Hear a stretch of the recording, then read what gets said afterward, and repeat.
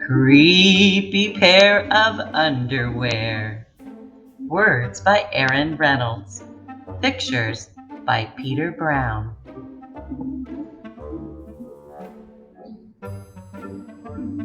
Jasper Rabbit needed new underwear.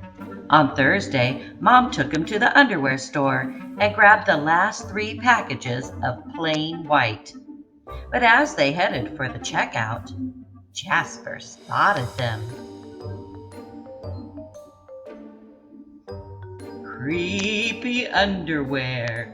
So creepy, so comfy. They were glorious. Mom, can we get these? Jasper pleaded. I think they're a little too creepy, said Mom. They're not creepy, they're cool, said Jasper. I'm not a little bunny anymore. I'm a big rabbit now. Mom agreed to buy 1 pair. That night, Jasper wore his cool new underwear to bed. Do you want me to leave the hallway light on? Asked Dad. Dad, I'm not a little bunny anymore, said Jasper. I'm a big rabbit now. His dad shut the door, and that's when Jasper noticed. The underwear glowed, a ghoulish greenish glow. He closed his eyes. He pulled up the covers. He buried his face in his pillow. But it didn't help. He could still see that ghoulish greenish glow. Jasper leapt out of bed and put on a pair of plain white. He stuffed the creepy underwear into the bottom of his laundry hamper. He finally fell asleep. But when he got up the next day, he was wearing the creepy underwear.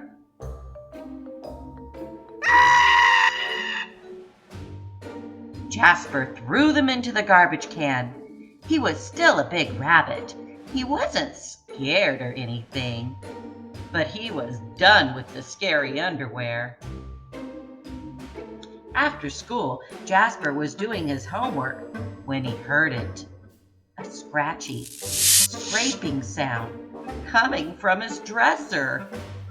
He opened the drawer and they were back, staring at him with that ghoulish greenish glow. He snatched the creepy underwear out of the drawer. He grabbed a big envelope and some stamps. Bye-bye, scary underwear, he said, dropping the package into the mailbox. To China. When he opened the front door the next morning, they were there. And were those chopsticks? His creepy pair of underwear had somehow returned from China, and it had brought back souvenirs. Jasper grabbed his mom's good sewing scissors.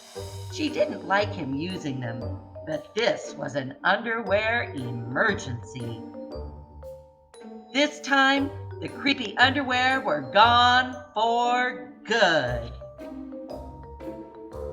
At bedtime, he slowly opened his underwear drawer. Nothing, just plain white undies. He searched under his bed. He shook out his lampshades. Whew! There was no sign of creepy underwear. He went into the bathroom to comb his ears. Ah! They were back! What's the matter with you? His mom asked. You're so jittery lately. Nothing, he yelped. A grown rabbit couldn't be terrified of his own underpants. He seized the underwear. He snagged a shovel from the garage, and he rode. He didn't stop pedaling until he reached Creek and Hanger Hill. Jasper began to dig. He dug until the hole was dark and deep and 100% underwear proof. He dropped the underwear in. They gleamed from the bottom, that ghoulish, greenish glow. But not for long. When he got home, Jasper crept up to his dresser. They couldn't be in there. There was no way, right? He reached for the handle. He peeked in. Nothing, just plain white. Jasper smiled and turned out the light. There was just one problem. It was really dark in there, even for a big rabbit. Jasper turned on the light. He looked at his non-glowy pair of plain white, and he knew what he had to do.